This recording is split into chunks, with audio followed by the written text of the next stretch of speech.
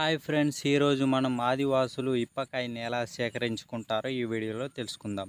So friends, ఆదివాసులు ఎక్కువగా అడవిలో నివసిస్తూ ఉంటారు. పొద్దున్నే 5ంటికి లేచి అడవికి వెళ్ళి గంపలు సంచులు పట్టుకెళ్ళి అందులో ఇప్పకాయలని ఏరుకొని వస్తారన్నమాట. ఇప్పకాయలు అనేవి సహజంగా అడవిలో మనకు దొరుకుతాయి. సో ఫ్రెండ్స్ చూడండి, ఇప్పకాయలు అనేవి మనకు ఇలా ఉంటాయన్నమాట. పొద్దున్నే వెళ్ళి గంపలతోటి వాటిని ఏరుకొని వస్తారు. సో ఫ్రెండ్స్, ఎందుకంటే ఇప్పకాయలు వాళ్ళు నూనెకి యూజ్ చేసుకుంటారు అన్నమాట. ఎందుకంటే నూనె చాలా బాగుంటుంది ఇప్పకాయలు. సో ఫ్రెండ్స్ చూడండి, ఇప్ప చెట్టు అనేది ఇలా ఉంటుందన్నమాట. పైన పండ్లు ఉంటాయి, అవి రాత్రిపూట పండ్లు కింద పడతాయి అన్నమాట.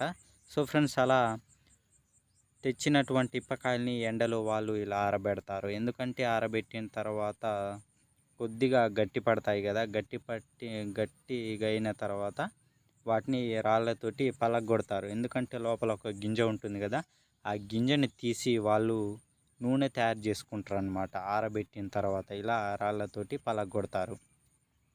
ఓకేనా? ఇలా రాళ్ళతోటి ఇప్పకాయల్ని పలగొడతారు అన్నమాట. అలా పలగొట్టిన తర్వాత ఇప్ప గింజలు ఉంటాయి కదా లోపల, వాటిని ఎండలో ఆరబెడతారు. సో ఆరబెట్టిన తర్వాత నూనె తయారు చేయడానికి చాలా సులువుగా ఉంటుంది. సో ఫ్రెండ్స్ చూశారు కదా, ఇప్పకాయల సేకరణ ఇలా ఉంటుందన్నమాట. ఆదివాసులు ఎక్కువగా వీటిని సేకరించుకుంటారు.